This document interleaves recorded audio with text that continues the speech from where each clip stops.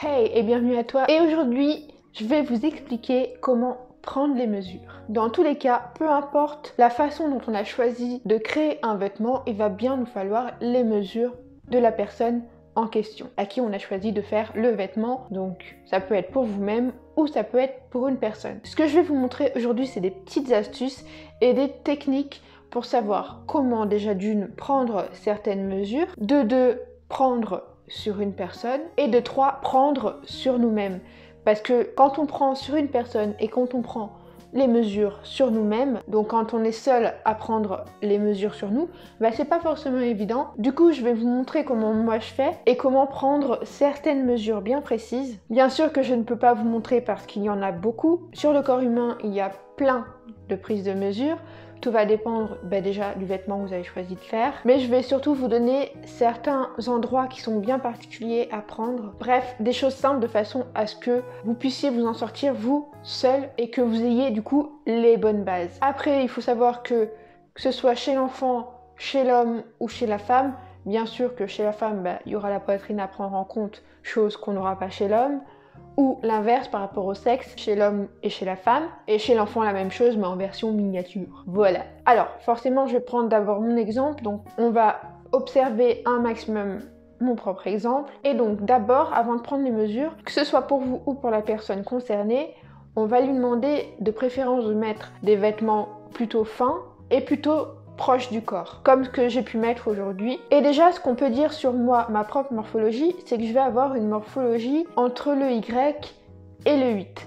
C'est-à-dire que le Y, c'est comme un sablier, du coup, où on a les épaules qui sont aussi larges que le bassin, avec la taille marquée. Et le 8, c'est quand on a des formes. Et vu que j'ai quand même des fesses et une poitrine qui donnent du volume à ma silhouette, j'ai une morphologie qui se situe un petit peu entre les deux. On va voir des tas d'autres morphologies. Après, il existe des bases de morphologie, mais comme je vous le disais, moi, comme je suis entre le X et le 8, je peux pas prendre à 100% l'une ou à 100% l'autre. Il faut que je m'adapte avec ce que j'ai moi, quoi. Eh bien, vous devez penser exactement de la même façon. Donc déjà, en m'observant, on a déterminé quelle morphologie j'avais. Donc déjà, ça peut nous aider à distinguer quel vêtement va m'aller et quel vêtement ne va pas m'aller. Donc le but, en fait, c'est de forcément faire valoriser la silhouette qu'on a. Et pour ça, il existe certaines pièces qui vont mieux aller à telle ou telle morphologie. Et encore une fois, que ce soit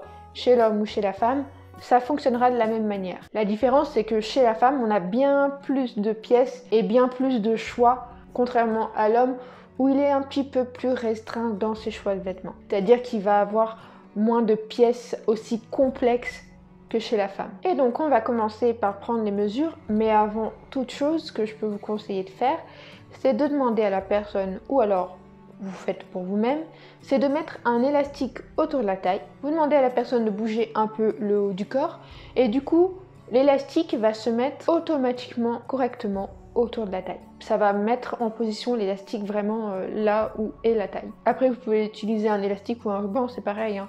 C'est juste pour repérer vraiment la taille. Voilà, c'est tout. La première mesure qu'on va prendre, et on va commencer du coup du haut jusqu'en bas, ça va être du coup la mesure d'une capuche ou d'un capuchon. Donc pour ce faire, on pose le ruban sur le creux de la tête, d'accord ? On va dire à ce niveau-là. Et on va venir déposer le ruban jusqu'au niveau de l'encolure, au tout début de l'encolure, d'accord ? Généralement, là où commence un col en V, plus particulièrement chez les hommes, parce que généralement le col en V chez les hommes est bien remonté, contrairement à ceux de la femme.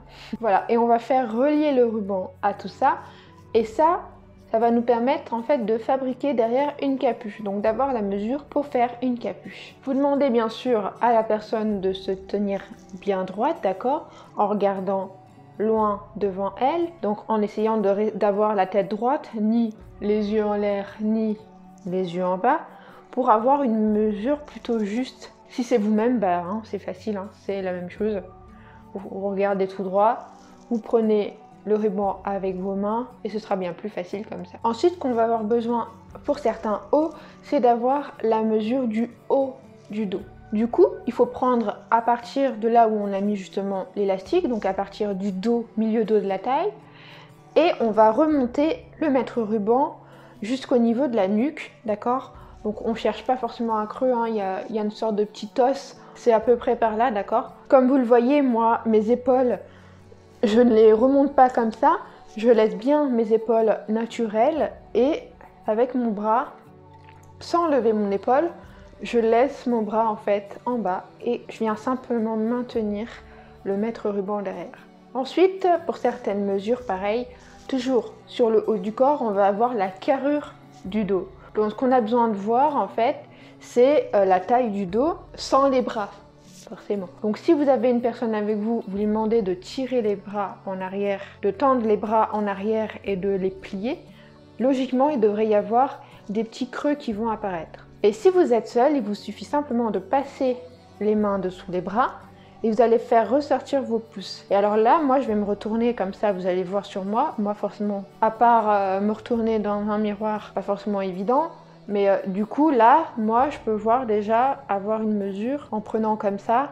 Et vous voyez, quand je me plie, quand je mets mes bras en arrière, sans non plus trop resserrer les omoplates, ben, j'ai du coup ma mesure. Là, j'ai réussi à prendre ma mesure de ma carrure dos. Ensuite, ce qu'on va prendre, c'est la mesure du bras. Du coup, c'est très simple. Pour trouver la mesure du bras, soit vous mettez un t-shirt, vous demandez à la personne de mettre un t-shirt, du coup, on peut s'aider dans ce cas-là des coutures. Et dans ce cas-là, on sait à partir d'où, en fait, on peut prendre avec le mètre ruban. D'accord? Sachant que le bras, il faut toujours le tendre très légèrement. Il ne faut pas non plus qu'il soit le long du corps. Et si vous avez un petit doute, il vous suffit simplement de lever le bras. Et en fait, il y a un endroit qui ne va jamais bouger. Ça va faire comme un creux. D'accord? Ben, c'est justement là où il faudra prendre la mesure jusqu'en bas du coup de notre bras. Donc notre poignet, hein, là où vous avez le pli du poignet, ici. Ensuite, on va voir les trois principales mesures.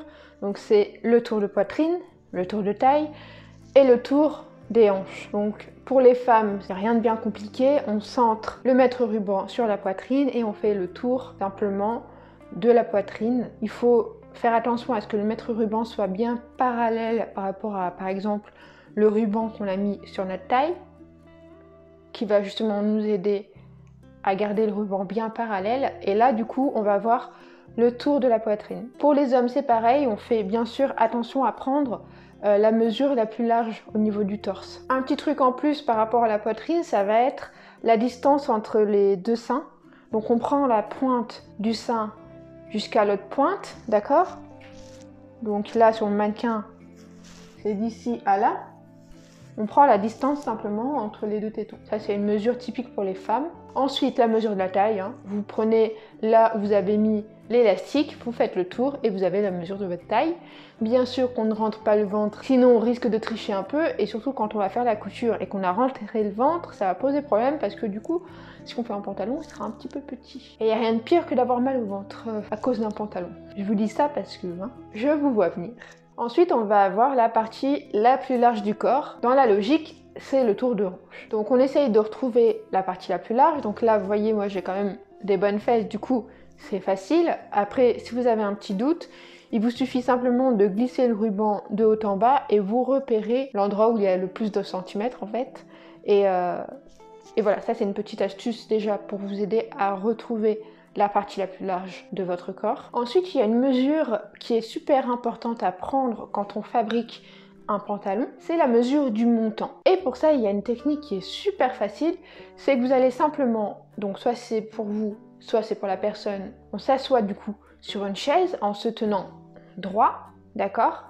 Et on mesure depuis la taille, donc là où on a posé l'élastique, jusqu'à la chaise, jusqu'au bord de la chaise, d'accord? Et là, on aura la mesure du montant, donc en fait, l'entrejambe, la couture de l'entrejambe du pantalon, tout simplement. Ensuite, toujours pareil pour le pantalon, c'est la mesure juste en dessous des fesses, donc le tour de la cuisse.